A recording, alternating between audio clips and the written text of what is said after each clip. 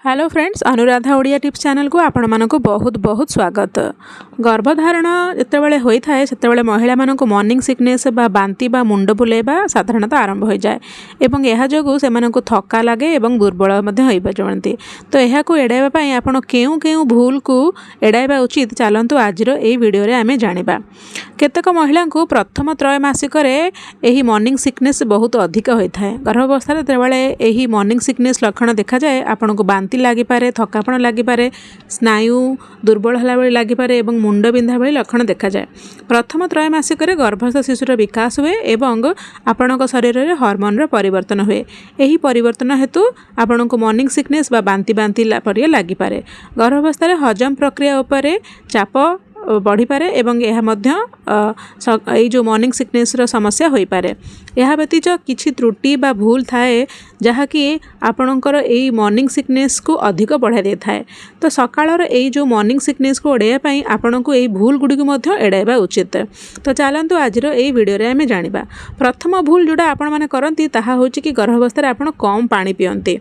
Dehydration जोगु आपण को यही जो मॉर्निंग सिकनेस अधिक हो पारे। राति पानी न पी शोइबा हेतु मुंड बिंधा, बांती, स्नायु बा बांती भली लक्षण सकाळ अनुभव करा जाय पारे। सुस्थ रहिया पई दिन को 7 ରୁ 8 ग्लास पर्यंत पानी पियंतु। यह व्यतीत राति शोया पूर्व 1 ग्लास पानी निश्चय पियंतु। गर्भावस्था जदि आप अधिक चाप बा स्ट्रेस नौचंती ताहले आपणकर ये मॉर्निंग सिकनेस प्रॉब्लम अधिक हो पारे। गर्भावस्था जदि आपणकर अत्यधिक चाप ग्रहण करिवार अभ्यास अछि ताहले यह मॉर्निंग सिकनेस को बढ़ा दे पारे।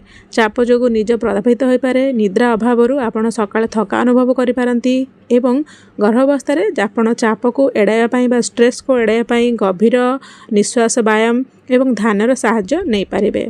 तृतीय जो भूलटी आपण माना करंती ताहा होची गर्भधारण रे आपण फोलिक एसिड ठारू दूरे रहंती बा फोलिक एसिड ठीक समय रे नियंतनी। गर्भावस्था रे मॉर्निंग सिकनेस रे रक्षा पाया पई फोलिक एसिड खाइबा आवश्यक। फोलिक एसिड होची विटामिन B9। फोलिक एसिड न खाइबा शरीर रे रक्तहीनतार सृष्टि करे एवं गर्भस्थ शिशुर विकास सठिक भाव में हुए ना। रक्त अभाव हेतु गर्भावस्था ये जो मॉर्निंग सिकनेस लक्षण देखा आरंभ करे। ता छड़ा जदि आप गर्भधारण समय असंपूर्ण बा इनकम्प्लीट शोइबा साइकिल बा चक्र करचंती माने शोइबा ठीक भाव में होनी ताहले मध्य आपणकर मॉर्निंग सिकनेस अधिक बढ़ी जाय पारे। गर्भावस्था महिला माने प्रसव एवं शिशुर लालन पालन विषय अधिक चिंता करती जो कारण से जो स्लीपिंग साइकिल थाए ताहा अफेक्टेड हुए। गर्भावस्था शरीर को सक्रिय रखा सहित शरीर को विश्राम देवा जरूरी अटे। तेणु यही समय आप 7 ରୁ 8 घंटा पर्यंत शोइबा निहाती जरूरी। ता छड़ा आपण गर्भावस्था भोक लगे ठारू दूरे रहिबा उचित। माने एका सांगरे अधिक खाइबा ठारू दूरे रहिबा उचित। अधिक खाइबा परे शरीर को खाद्य हजम करिया पई अतिरिक्त शक्तिर आवश्यक होता है। जदि आपण गोटे थरे अधिक खाई दियंती ताहले मांसपेशी गुड़िक अधिक शक्ति आवश्यक करती एवं आपणकर बदहजमी हो पारे बा हजम ठीक भाव हो पारे जो कारण आपण को ये जो मॉर्निंग सिकनेस लक्षण अनुभव हुए। तेणु एपरी परिस्थिति में आपण सीमित एवं संतुलित खाइबा उचित एवं एका सांगरे मेंचे न खाइकी ताकू पोर्शन वाइज बा स्मॉल स्मॉल क्वांटिटी रे खाइबा उचित।